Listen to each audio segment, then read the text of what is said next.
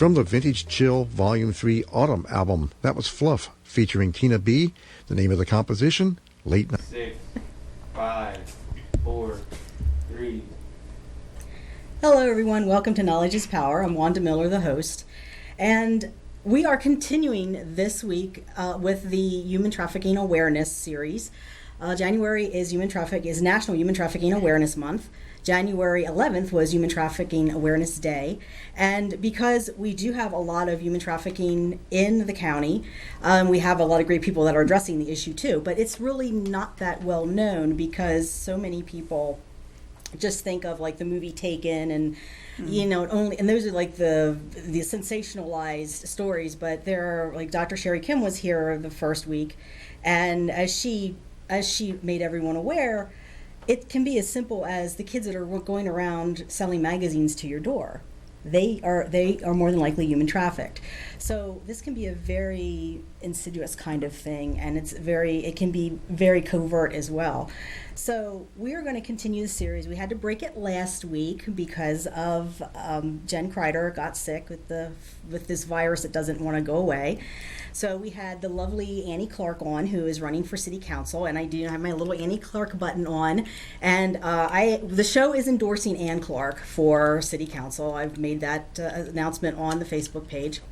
And as you can see beside me here, we have a special guest. We have the Honorable Mayor C. Kim Bracey, who was nice enough to stop by. And I want to tell everyone that Mayor Bracey's not going to stay for the whole show. She's been gracious enough to step off and let Sarah Keister and you, Oregon, who is also offset here, talk about the Covenant House and human trafficking, because Mayor Bracey's been a big supporter of Covenant House. She's done a lot of work to help our homeless youth, our unattached homeless youth in the city, and she wants them to be able to really talk about what they do so that awareness is raised. So what we're going to do is, I told Mayor Bracey just to hang out here for a few minutes because I have something special to give to her. And Ace, can you roll that video? Mayor Bracey did a really great little video for the Literacy Council. I want everybody to see this first, because this is a whole different side of Mayor Bracey. Yeah. Hi, I'm Mayor Kim Bracey. Michael Dowry, Business Administrator for the City of York. Equina Washington, Director of Community Relations for the City of York. I am delighted to be with you all today. I believe in the work of the Literacy Council for so many reasons. I'm often asked to attend or stop by any of the classes to speak to folks who are taking the class to learn English, to become more acclimated to our systems, to what we do as government, and even as a community. I am delighted to be a strong supporter of the organization. I am going to try this challenge as well in support of all the good work that you all do. Okay, gonna pray.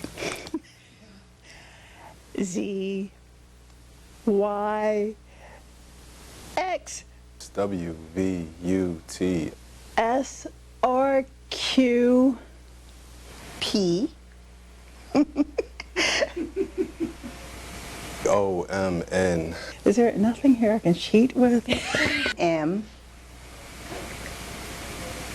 L, K, J, I, H, G, F, E, D. C, B, A.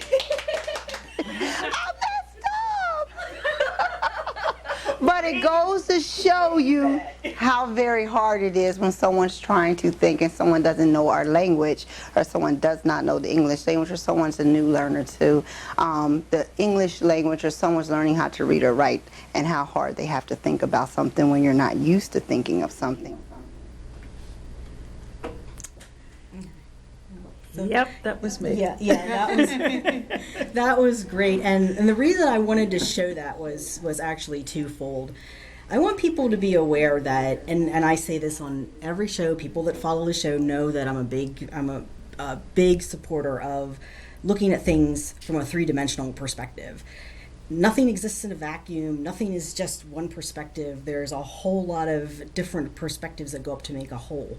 So, and that also applies to our elected officials. So there's been there's criticism about Mayor Bracy. There's been community members that have criticized Mayor Bracy, and you only see one side of Mayor Bracy. You don't see what's going on behind the scenes. None of us really know all the things that are going on. We don't know exactly why all the decisions are made, and we're not going to get into that today because Mayor Bracy has been gracious enough to agree to come back and actually talk with me for a whole hour, which I think is so wonderful of her to do, because she really is a big, genuine supporter of Covenant House. And I know this because I was at the meeting where she was also at this meeting last summer when Covenant House was making arrangements to come into town. So what I do want to give to Mayor Bracy, though, is, every week I give out the Golden Hammer Award. And I actually now have a real golden hammer.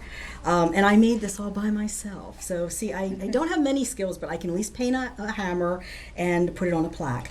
And I also can write, and on the back of it, it says, "Knowledge is power, thanks the Honorable Mayor C. Kim Bracy for her work with the York Literacy Council, January 19th, 2017. So Mayor Bracy, I want you to have that.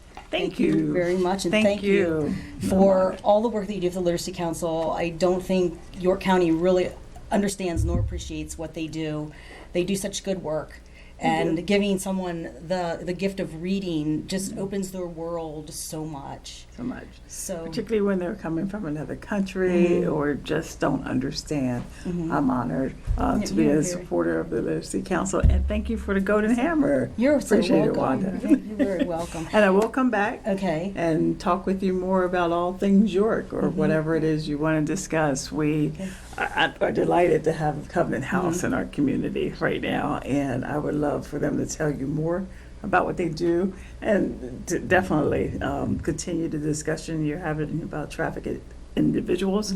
But the work that they do for our homeless kids is what's most meaningful to me. Not that other populations aren't, but when I first learned of us having homeless kids in the city of York, folks that are right in our breezeways sometimes or in an unlocked car. I mean, it just broke my heart. No child should be without some sort of shelter where they can call permanent and a bed to lay their head down on. So I worked feverishly and I believe with a number of people, Michelle Hovis of the York County Human Health and Human Services, you, the school district, and others. Equina, definitely from my office. Got to mention Equina. She keeps things ticking for us. But through our offices and everyone else to come together and be able to welcome with open arms they come to house to York, and I look forward to it being a ongoing operation. I can't wait till they tell me about the expanded hours and programs that are being offered, but I'll let them tell you more about that. But thank you again for this. You're so welcome. And I appreciate you and all that you do and promoting information and putting it out there for the public as well too. So thank you, Sarah. Good to see you. Thank you. Good to see you. Come on up, Sarah. Okay. So we're going to do a little switching here. I'll let you, Okay. Good to see you. Thank you. Okay, so while my guests here are switching out, I'm going to go right ahead and get into my little commentary that I do every week, and I have a few things. I don't have too much this week because I was anticipating Mayor Bracy being here and a bit longer, and so I didn't want to cut anyone off. So thank you so much, Mayor Bracy. It's very much appreciated. So I guess the first thing we'll go into is I do want to acknowledge one thing before we get very far, and I just want to say, as I know there are a lot of people out there who have lost parents, and I lost my mother January a year ago. This is the last couple of days, just about this time last year, my mother passed away, and I just want to remember her. I wanted to do a little memorial for her, and just let everyone know that how much I love her, and I never stopped loving her. Even with her passing, she's still with me, and I just our parents are precious, and I know sometimes we don't always get along with them and they can be difficult, but kids can be difficult too. Sometimes there's situations where there's just really no resolution, but if nothing else, at least forgive the parent. Try to forgive the parent because it's a blessing to you. If you can mend those fences because time's very brief.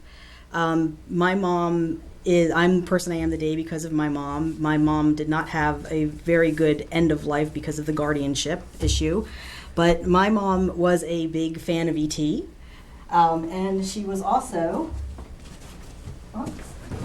pardon me, I have to go down here because the little bear fell. My mom was a big fan of E.T. and teddy bears. She loved teddy bears, she loved E.T., and she loved the color purple. So we're just going to sit these guys here during the show in remembrance of my mom. And I just wanted to say that on air and to remember her and know that everyone out there who is who's lost a parent or their parents are not doing well, that they never really truly leave you. They're always with you. No matter how old you get, you'll always be their little girl or little boy, and they'll always care about you. And for those of you who don't have a very good relationship with their parents, please try to forgive yourself and forgive them. And just sometimes things happen and there's no reason for it, but we just need to go on with our lives and try to make the best that we can and forge new friendships and new relationships. So just, so Mom, I love you, and thank you so much for being my mother all those years that you were on this earth. I'm going to go on next to I was at the Martin Luther King dinner, so I want to thank Lincoln Charter School, Mayor Bracy, for hosting that, as she does every year. We got these really lovely T-shirts that we're gonna have to it's so big. Yeah, and every year that's a great event because every year they give T-shirts. Every year they show some type of movie. This year it was about be color brave, not color blind, and the whole topic of that was the thought behind being color brave versus color blind is to face racism head on. Don't just because you have a black friend, it's okay. I have a black friend, I'm cool. I don't need to worry about racism. Racism affects everyone. It's not just a black issue. It affects everyone. It affects the people of color. It also affects their allies. So I just want everyone to remember that going forward, especially with the person that's getting sworn in as our next president on Friday. I can see there's going to be a lot of turmoil coming up. So just please try to remember that. Try to remember that skin color really means nothing. Underneath, we all have the same heart. We have the same lungs. We have the same physiology underneath. It's just color is pointless. To pick on someone because of color is pointless. And so I want everyone to remember that. And also, in the spirit of Martin Luther King Day, please make every day Martin Luther King Day. Be kind to each other every day. Go out there and serve the public every day. Volunteer. Organizations need you. Organizations like the Covenant House, they're nonprofit. The Literacy Council. There's numerous agencies out there that are nonprofit that need volunteers. So I will. So also, let me go in your next one to the Facebook page. See.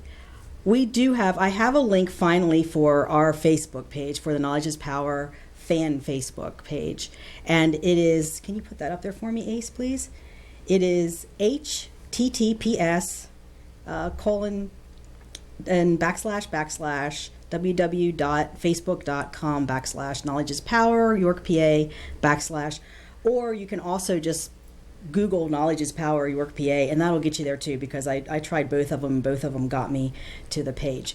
And I want to thank everyone out there who's been liking the page, and I especially want to thank everyone who is interacting with the page and adding to the numbers of talking about, because apparently the talking about numbers that we have are really, really good for our page. So I want to thank everyone for that. And I also just very quickly, I want to just mention some Facebook etiquette here that I've seen. I've seen some issues lately with Facebook that are a little bit troubling to me. And one of the big ones that I've seen is people unfriending other people because they say something on the Facebook page that they don't completely agree with. And I'm not talking about something that is completely racist or sexist, or in some other way it's very vile, like what Mayor Wasco was posting. It's nothing like that. It's just somebody has an opinion and somebody else doesn't agree with it, and they automatically unfriend them. Or the other thing that I've seen is people that have been putting posts up, excuse me, and say something like, I have 356 friends and I just want to see how many friends I actually have. So I want to see how, if you're a Facebook friend, please post or please reply yes and then share this. Well, okay, first of all, Facebook friends are not like real friends. Yeah, you can have real friends that are Facebook friends, but somebody who has like 2,562 Facebook friends probably isn't friends with all of them. And even if they were friends with all of them, how in the heck would you ever be able to follow everyone's Facebook page? There's just not enough time. So I think that's a little bit silly, and I think we need to just kind of pull back from this and start realizing, put everything in perspective, that it's Facebook, people. Let's not make it into some kind of, big drama if someone doesn't share your post. It's no big deal. So I just wanted to throw that out there. And I also want to mention that you see my lovely little fairy house here is courtesy of Tiana Byerts. I am trying to start a segment that I'm either going to, depending on the size of the art, I would like to do a segment of Artist of the Week. And so depending on the size of the art, if it's something that I can put on the table, I'll put on the table. If it's something that I can only post on the Facebook page, I will do that. But I would like to start acknowledging the different artists in our community and give them a little bit of exposure, because we have a lot of great ones out there, and some of them really don't get much exposure, especially the ones that are just starting out. So the Fairy House is courtesy of Tiana Byard. She does a lot of upcycling. If you want to check out her website, it's www.swordwhale, that's swordwhale.com. And you can find all kinds of neat stuff on there. She has videos, she has tutorials, she has all kinds of really great things.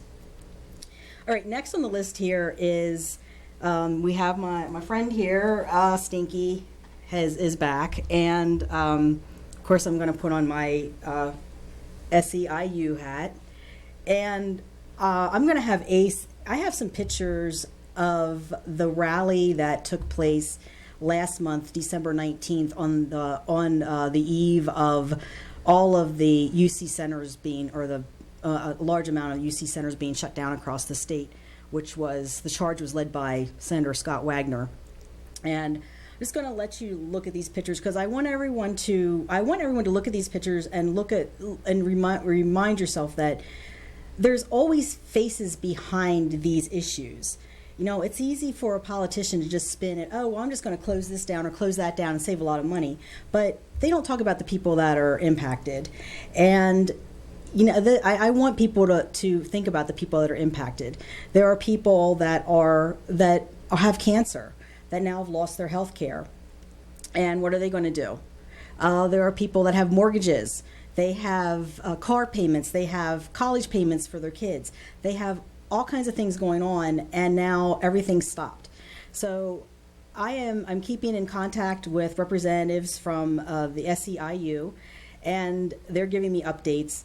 And one of the things that they asked me to pass on to everyone is to encourage people to call your House and Senate representatives and tell them to pass a funding bill for the UC centers as soon as they are back in session. Because they really need a funding bill. Funding bill is needed to curtail the UC system crisis the state is currently experiencing. And what's happening here is the closing on the UC centers is causing really long waits at the career links and on the phone for people that are unemployed and they're looking for answers or they're looking for help. They're waiting inordinate amount of time. Sometimes they're not getting through at all. It's really horrific. And the other thing I'd like everyone to think about is, we need to call our senator, our local senator, is Scott Wagner.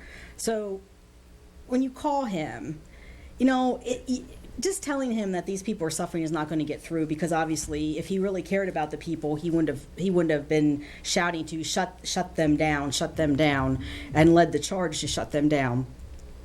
So when you talk to him in his language and tell him that we can't vote for someone who will not represent his constituents in a positive manner. We can't endorse someone, or we can't support or vote for someone running for governor who is going to make these kind of negative decisions that impact so many Pennsylvanians. And if he can do this at the level that he's at now, what will he do when he becomes governor? So Ace, you can discontinue the pictures. I think okay, thank you. And will you put up Senator Scott Wagner's number, please? So Senator Scott Wagner's number is 717-846-2828. So please, people, if you can call him and tell him that this is not right. A lot of people are suffering and things need to change. That would help a great deal. Would help the SEIU 668 and all of the people that have been laid off from the UC centers. There's also going to be a rally in Harrisburg for the UC. I believe it's the I don't know if it's just the SEIU, but it's going to be for the centers. They're going to have a rally to try to get this funding bill back in action.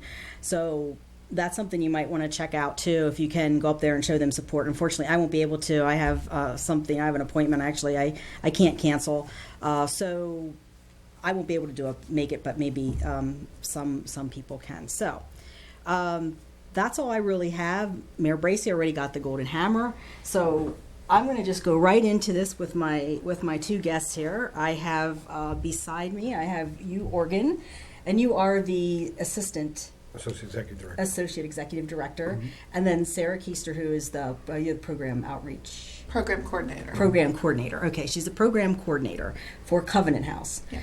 And as I said earlier in the show, we are talking about human trafficking this month, the whole month. Next week we'll have Michelle Cooper on, who is from YWCA and the Access program over there. And I believe they have a human trafficking advocate now over there. I think they just got that. So she's going to be here next weekend, and we'll even have more information. We also have the human trafficking hotline that ACE can show off and on throughout the program. ACE, if you wouldn't mind putting that up off and on. If anyone knows someone who is being human trafficked, or if you yourself are being human trafficked, and if it's safe to do so, that's like one of the key things. If it's safe to do so, call and get help. This is basically the human trafficking. The number that we're going to put up here is a pretty much a clearinghouse number. There's also a text number. Do you know what that is offhand? Because Sherry was telling us that, and I don't think we have that. Do we have that one up too? Okay. There is a number you can also text. So if you are in a position that you're being human trafficked, it's not safe for you to call. If you can text, then text. If not, if there's someone that you can get to call for you, do that. Just do whatever you need to do to be safe first and foremost, but also do whatever you can to get out of that situation, but do it safely, because this is not.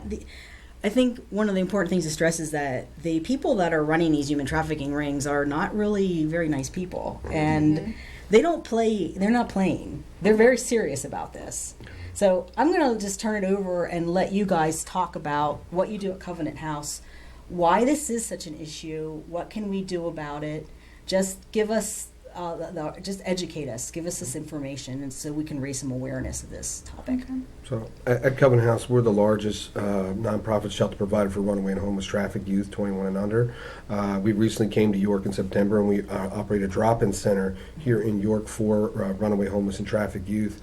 And human trafficking, in a nutshell, is modern-day slavery. It's kids being forced to involved in commercial labor or commercial sex, where it's forced fraud or coercion, or in which the young person's under the age of 21 or 18. I'm sorry, and that's the quick definition of human trafficking. Well, what that looks like for us is kids who run away from home, kids who are recruited online You mentioned Facebook. It's a common practice for traffickers to recruit kids on Facebook. And, like you talked about earlier, how the movie Taken is kind of a myth of what trafficking really is. It does happen, but it's more along the lines of traffickers sell love. And that's a big part of it.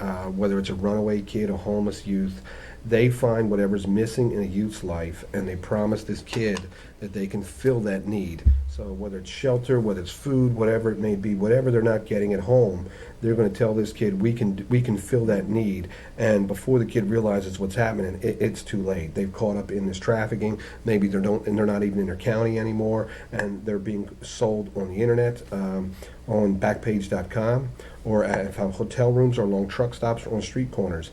So a big part of it is, whether it's domestic or international trafficking, it's really about traffickers are selling love and the promise of a better life to these individuals. And like you said, these are not nice people, and they're very good at what they do. They're probably the best con people you'll ever meet. And again, it doesn't start off with, come work for me, you're going to be beaten, raped, robbed, and you could get killed. No one's going to sign up for that. They sell love. They tell you, I can give you whatever's missing in your life. And that's why they target homeless youth. That's why they target runaway kids, because they're easy marks when it comes for trafficking, because they have those needs not being met by a parent or family, and the trafficker just slides right in there, meets those needs, and before the kid knows it, they're caught up in this.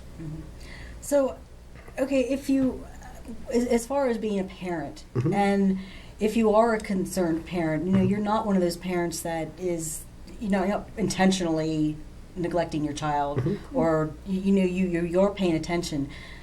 What are some of the signs for parents to look for that maybe their child is getting involved in something that could end up very, very bad? I tell parents all the time, the number one thing for me is, whatever app, whatever site on the Facebook, whatever internet thing your youth or your kids are into, you need to be a part of it. So if your child has a Facebook page, you need to have the Facebook page and be a friend to these kids. Because a part of it for me is, in today's age, everything is done through technology. Kids are being recruited online, so you really have to pay attention to what your kids are doing online. Because when I talk to kids all the time, they really believe that they're talking to someone who's their same age. Because there's a picture of this kid up there on Facebook, of course they're my age. Well, there are guys who are 65, 50 years old who put pictures of 12-year-old girls up there pretending to be a 12-year-old girl, who are really traffickers who are pretending to be a 12-year-old girl to recruit kids. So they need to be mindful of what their kids are doing online. And I tell kids all the time when I do presentations, friend the ICAC unit. If you're on Facebook, the ICAC unit is the Internet Crimes Against Children unit, and make them a friend of yours on Facebook. Like that page. Predators tend to stay away from people who are friends with the ICAC unit. But being mindful of new purchases, new things coming into the house. If you have a child who's coming in who is going missing for a few days and comes back, has hotel room keys, things like that, those are all red flags. If your child is suddenly withdrawn and is really withdrawing from school, withdrawing from home life, and they have a new quote-unquote boyfriend who they're spending all their time with, and they're not coming home at night, and they may be leaving the area, those are all red flags for trafficking when we look at human trafficking. Because when you talk about human trafficking, the idea of a pimp and a kid coming to you and say, oh, I have this pimp, that's not going to happen. In 16 years of working with trafficking victims, I've never had a victim come to me and say, I'm a victim of human trafficking, I need help. So that's why it's really important for parents and social workers and police officers to see the signs, be aware of the signs, and then ask some more questions. New tattoos is something I always tell. If your child has a tattoo and you don't know why they have a tattoo, you need to find out what's going on. Because traffickers, it's a common tactic, will tattoo their victims. They'll put their name on the kid's body parts. There's a kid in Philadelphia who has the pimp's name right here on her hand. One has it on her forearm, one girl has it on her neck. But these are common tactics used by traffickers because it's about property, dehumanizing that person, and you're not a human being, you belong to me, and that's all a part of the process of traffickers. Yeah, well, one of the things that Dr. Sherry Kim talked about when she was here is that as parents, she asked parents that just show up.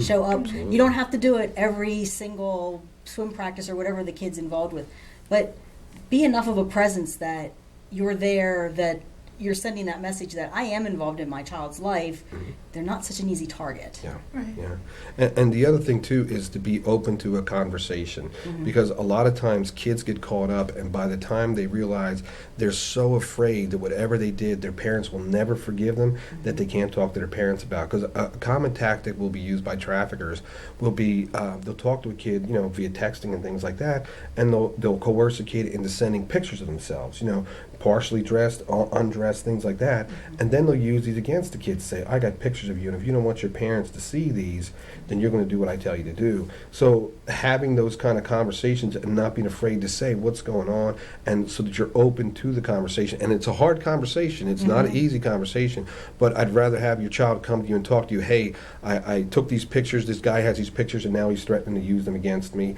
and have that conversation and deal with that, than to have your child go missing because of these pictures that they took and gave to this guy, and now he's using them against them. But you got to have those conversations. And I tell people all the time, you can't wait till your child's a teenager. You got to start having those conversations every day when they're 5, 6, after school, things like that. How was school today? Everything okay? Because if you wait till the kid's 16, now you don't have any kind of communication, and now this kid's caught up, and they're not going to be open to talking to you. So making sure you're having those conversations, showing up at the events, being there for the kids, because a trafficker is going to stay away from a kid who has someone involved in their life. Not just parents, too. I tell people all the time, a mentor or a coach that's involved with a kid can help prevent a kid from getting caught up as well. I know I had very early in the show. I had Kristen Woolley, who is from Turning Point, and we talked about sexual abuse. And one of the things, and she had a therapist along with her, a therapist that worked at Turning Point as well. One of the things that they talked about was teaching your child the proper names for the body, because sometimes there's issues. Like she gave a great story of a child that was going to her teacher most every day and saying, Daddy's eating my apple, Daddy's eating my apple, and the teacher's like, okay, just kids, that's what kids do. Well, finally, she said it often enough that the teacher went back to the parent, found out that apple was being used to describe the vagina, and so Daddy was doing something that Daddy shouldn't have been doing, and no one knew for a week, who knows how long, until they finally heard the child say this so much they started to, what's going on? So I think you're right. I think we do need to do these. We have these difficult conversations, and it's I'm sure, is there like a resource from Covenant House or some other resource out there that can help guide parents in that conversation? How should they approach it? Because I imagine you don't want to scare the child either. You don't want a child to be so scared that every single stranger that they see, they think, oh my God, that person's going to attack me or take me away. So you don't want to ruin that part of trust either for the child, but you want them to be safe. You don't want this to happen to your child. Yeah, absolutely. And part of it for me is it's an ongoing conversation. And a part of it, when you think of trafficking, most people think that trafficking is done by a stranger. And in most of the cases we've worked, there was a family member involved. Oh, wow. So, I had a young lady who her first pimp was mom. So, being mindful of that, because I'd love to be able to show people a picture and say, hey, stay away from this stranger, because, then your kids won't get trafficked. But it's not just strangers that are doing this. A lot of kids are trafficked by their own family members. And you talked about sexual abuse. For most of the kids we've worked with who've been trafficked, sexual abuse was pretty much across the board for every one of these kids. And a part of it is, it's also the reason why they've started to run away first. So like one of the things that we try to key on, and we tell social workers and therapists to key in on, are kids who are running away. Kids run away for a reason, and finding out what that reason is. And like you're saying, it may lead to the fact that there's something going on at home, and that's why this kid is running away.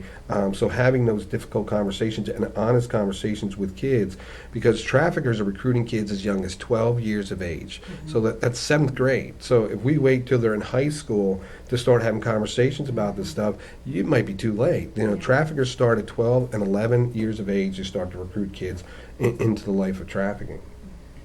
It's just it's almost incomprehensible that this happens, and I think it's why it's so important to bring awareness to this issue, because this is happening, people. This is happening in York. It's happening in York. It may be happening in your neighborhood. Yeah, it happens everywhere. And a part of it for me is, like you mentioned, resources. You put up the hotline, the National Human Trafficking hotline, 1-888-373-7888. People can call that hotline if they suspect, to get information. And a parent who may have concerns, they could call the hotline too to get some information as well.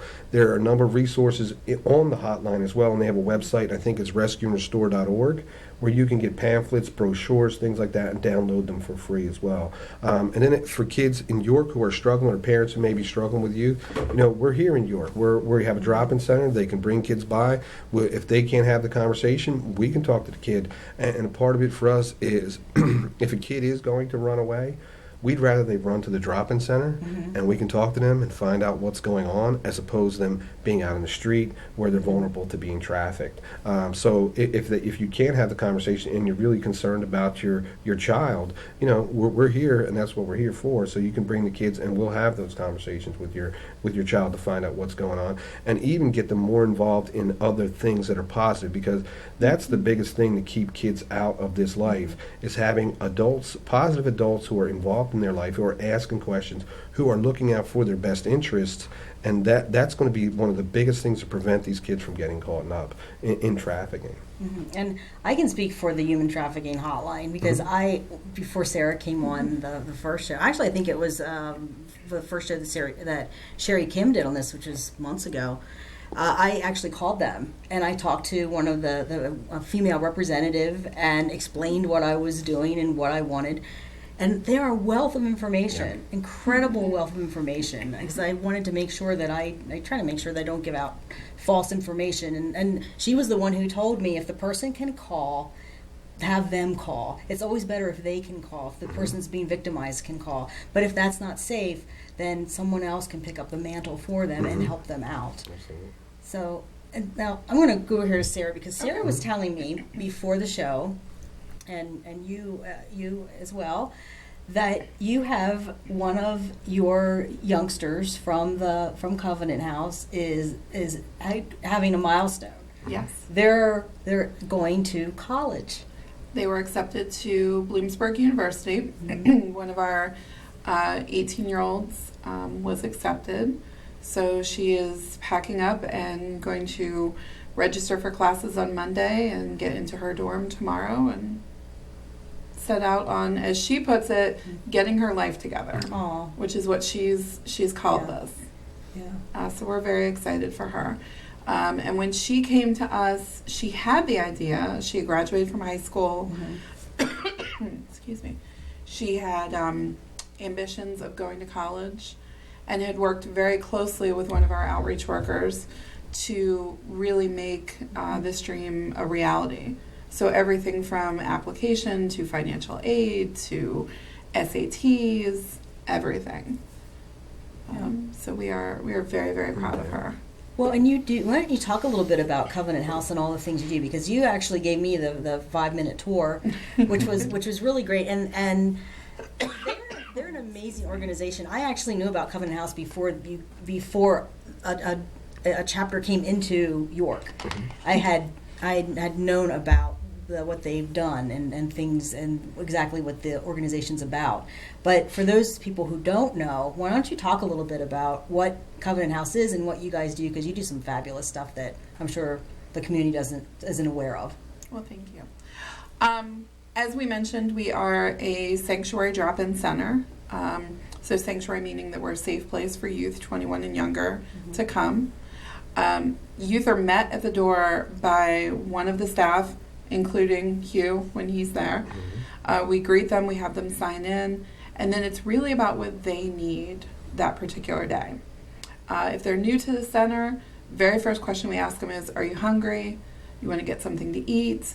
And then it's really focusing on building that rapport with them.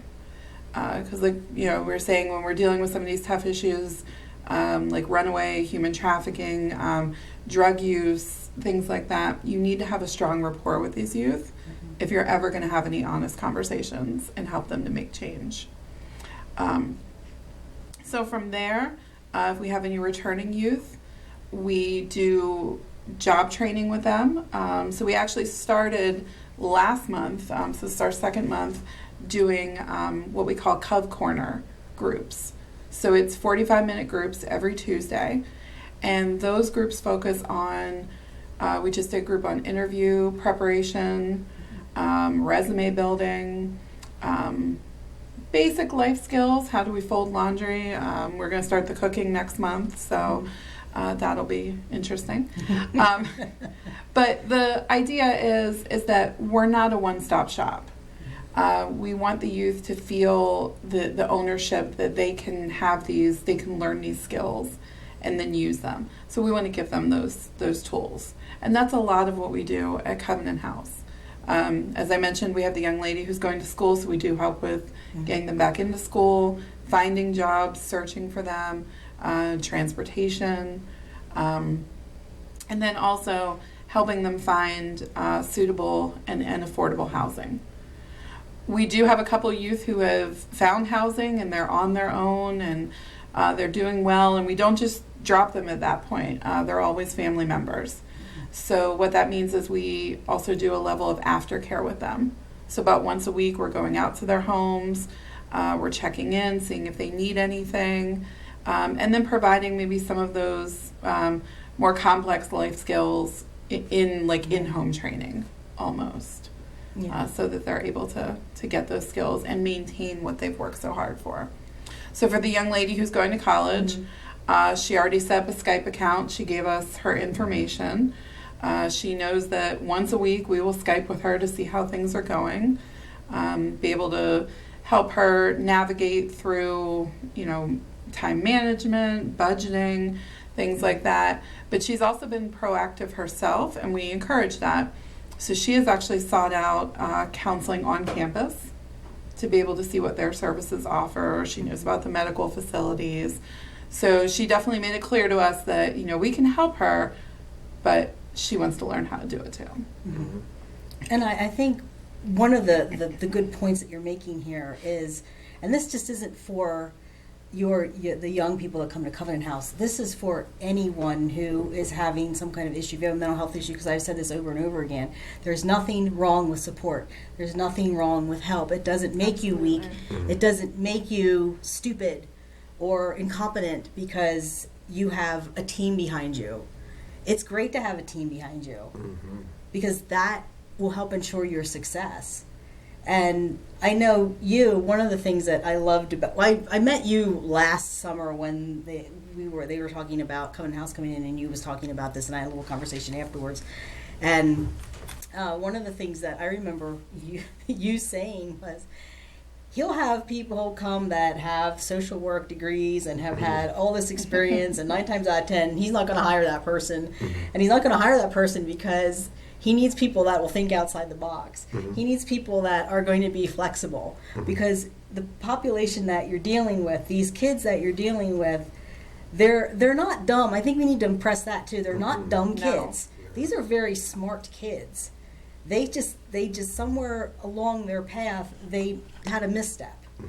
And now they got to be pulled back up on that path, and that's where Covenant House and these other organizations come in. But they are not dumb. They are not dumb kids. They're not stupid kids.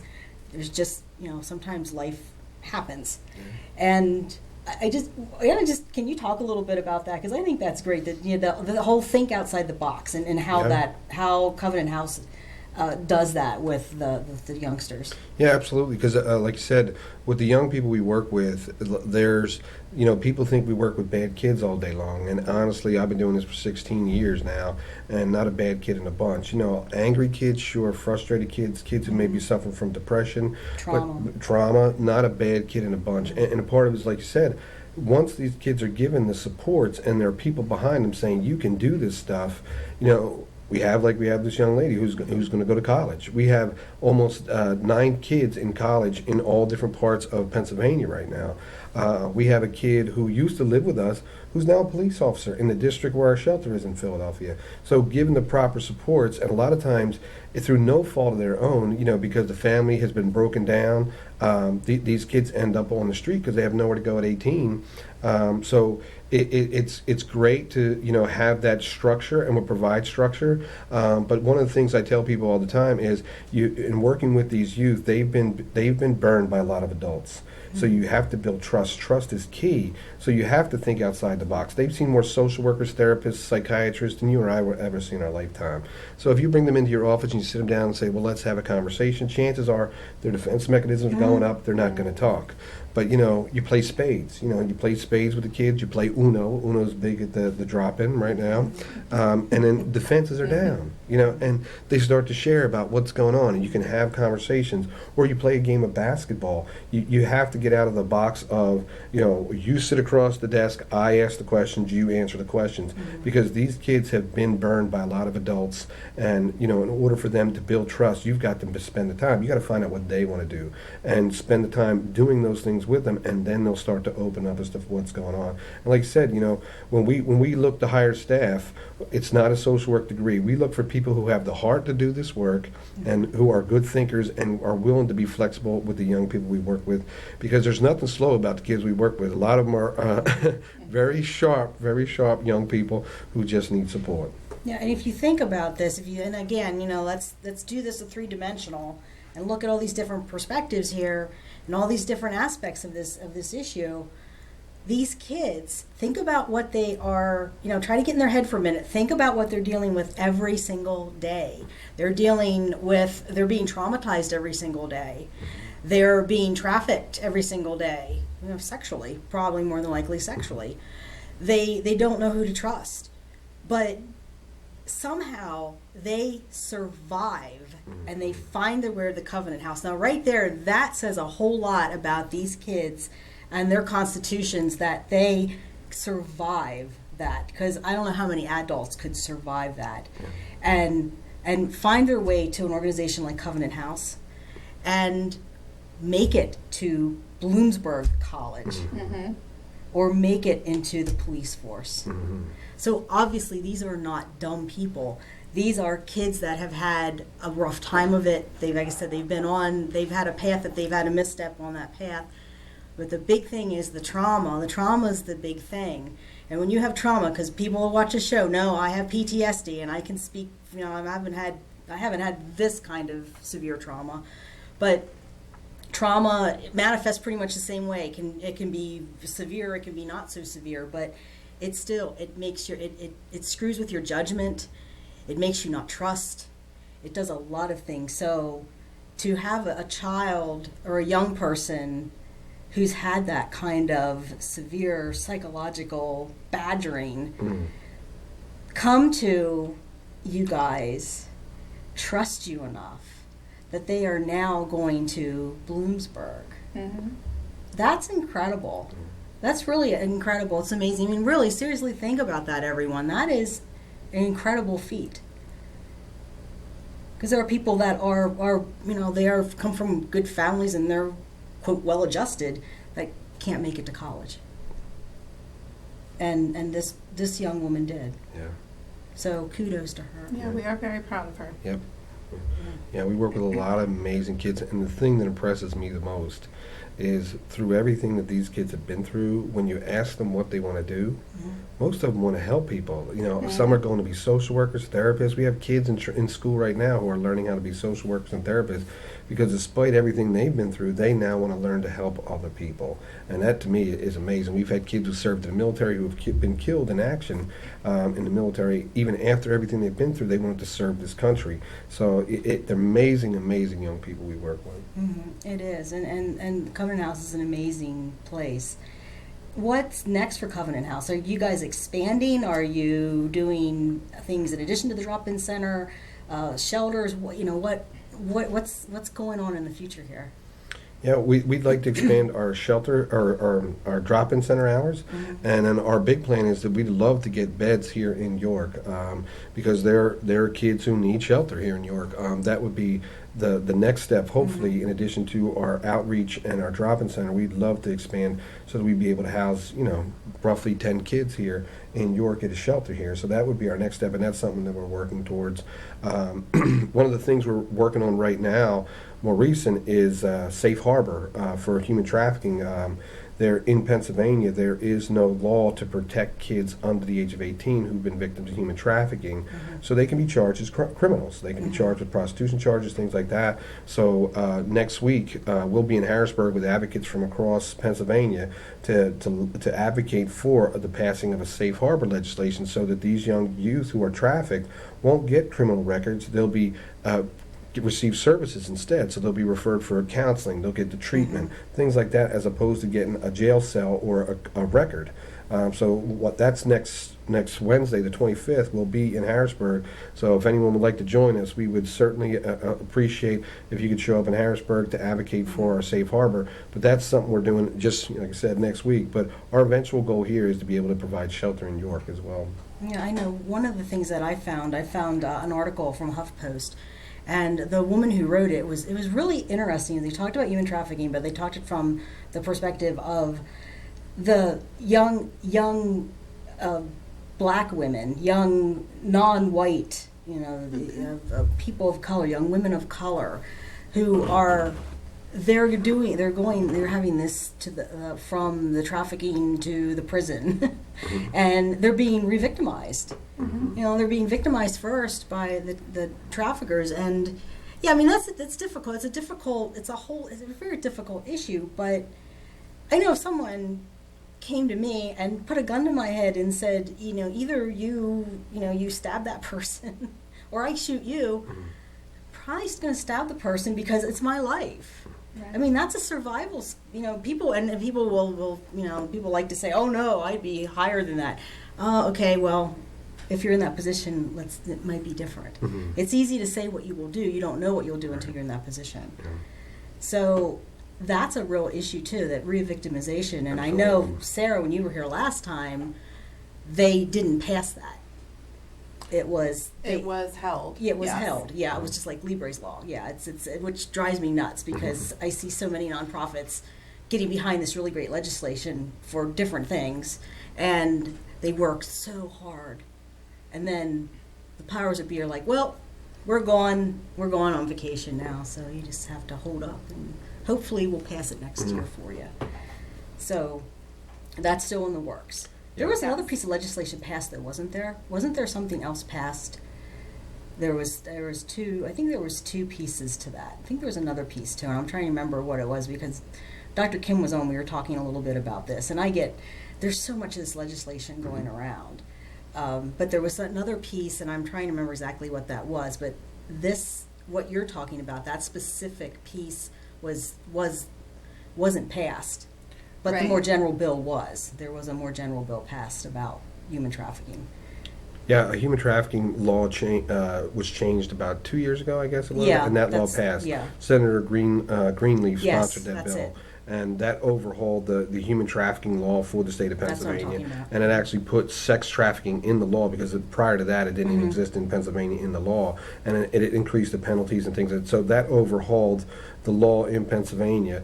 The problem is our laws are so far behind, and we still have a lot of work to do. And safe harbor would be the next piece of legislation that we really need to get passed because kids should not be arrested and charged as criminals who are human trafficking victims. It doesn't make any sense. I mean, you can't consent as a child to commercial sex act, but you can be arrested and charged as a prostitute. It just doesn't make any sense. Yeah, and that's what this article was about. This article was about these young women of color who they're being forced into prostitution, and then they get arrested and charged for the prostitution when they're being forced into it. Yeah. It really doesn't make sense. And it's not the crime itself, it's not on the same level as if they were being forced to go out and murder people. It's a whole different level. The crime's a whole different level than something like murder. So really, why? There's no reason why this shouldn't be passed because really this person's the one that's being victimized. Yep, they're victims and they're being charged with crimes. Doesn't make any sense. And getting I had no idea that they did the tattoos. That's something I hadn't come across, and that just... Tattooing and branding is a common tactic used by traffickers. Yeah. Oh my gosh. Yeah. And again, it's all about dehumanizing because when you look at human trafficking, it's a business. It is one of the largest criminal industries in the world, and it's the fastest growing. And it's because they make a lot of money. Yeah, and we have about 6 minutes left. Yeah, we're about 6 minutes left. So in that time, is there anything else that you want to talk about to, make people aware of out there? Any other tips that you have for them? Is there a way that they can get involved with Covenant House? Absolutely. And I will also, if you guys can email me some information, and I can put that on the Facebook page too for people to. You can always get involved with Covenant House, whether it be volunteering, donating. To volunteer, all an individual has to do is stop by and pick up an application from our location at 307 East King Street here in York. And we will go through the application with you. There are some components to it that are very critical, including clearances and letters of reference and things like that. But that application can be returned back to the East King Street location upon completion. Donations, we are always accepting donations of clothes and hygiene, non-perishable foods, and some of those items, actually most of those items we do take with us when we go and do street outreach. So hats and gloves, water, food, things like that for the youth that we come in contact with. And those can be dropped off during any of our normal business hours, and I'll get you that information. And I know also when I was at your, did you had your little, when you had your grand tour, I had a little, the 5-minute tour, or the 5-cent tour.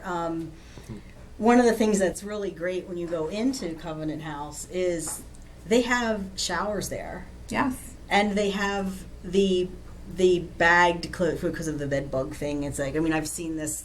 They have these at like Bells as shelters and things too, but they have like the closets, the fabric kind of closets with the zips, with clothes for the for the young people. They can come in, they can get a shower, they can clean up, they can get some clothing, they can sit and warm up. Yeah. They can get some food too. So they can get some food. They can. We try to make it a very personal experience for them, where it's not just very rigid and but it feels like you're coming into a home. And again, it's a sanctuary for them. It's a safe place. So we very much enjoy that. Yeah. So Ace is saying we have 4 minutes yet? Okay, Ace is giving me the 4-minute warning here. So I guess we'll start wrapping things up a little bit. One thing I do want to say to everyone out there is if someone is, if you know someone who's being human trafficked, or you yourself is being human trafficked, if you're afraid to call the hotline number, if you can't text the hotline number, if you can get to a computer, you can email our show's address, which is kempowered@gmail.com. If you let me know, because this is private, this doesn't go to anyone. If you let me know what the situation is, I can get that information to Covenant House and hook you up. I have put this out there many times for many different issues. I'm very serious about it. If anyone needs the help, please don't feel free to contact me through that email, kempowered@gmail.com, and let me know what the issue is, and I will make sure I'll pass it on to the professionals, because I'm not a professional. I also make that clear every week that I'm not a professional, but I do know professionals, and I'm more than happy to refer. Thank you. So I just think you guys are great. I'm getting the Ace is doing 2 minutes. He's doing the 2-minute peace sign for me. But I want to thank you both for coming and participating in this. I think one of the things that I would like to see next year, and I'd like to run this by the mayor, because I'm not sure who exactly would have the power to do this, but I saw a Facebook page. This was from a couple years ago, but they did this whole campaign for Human Trafficking Awareness Month, where it was paint the town blue and purple, because blue is the color of human trafficking. I don't know where the purple came from, but blue is the color of human trafficking, awareness color. And I think that would be a real cool thing if next year we could get a day designated for York, the York County Human Trafficking Awareness Day, and if we could get people to put out blue ribbons or to wear blue, and to tell people why I'm wearing blue. Yeah. I'm wearing it because of human trafficking, to raise the awareness. So we have. That would be great. Yeah, that'd be awesome. Yeah. So thank you both. We have a minute left. Next week we are going to have Michelle Cooper, who was from YWCA. She works at the Access, the program over there, the Access.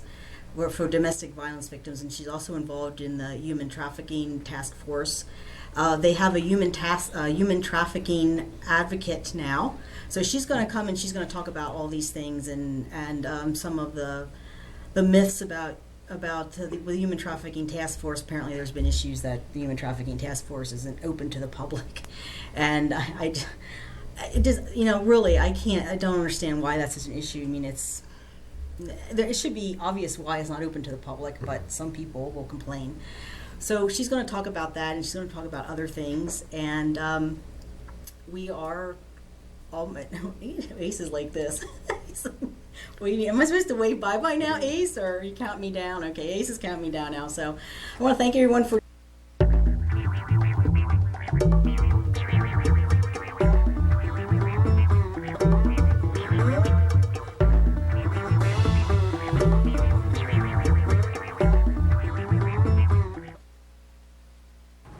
Hi folks, I'm Steve Butler. Welcome to the garage.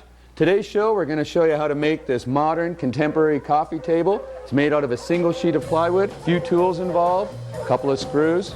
You have a great coffee table. We'll show you how to make that in the garage.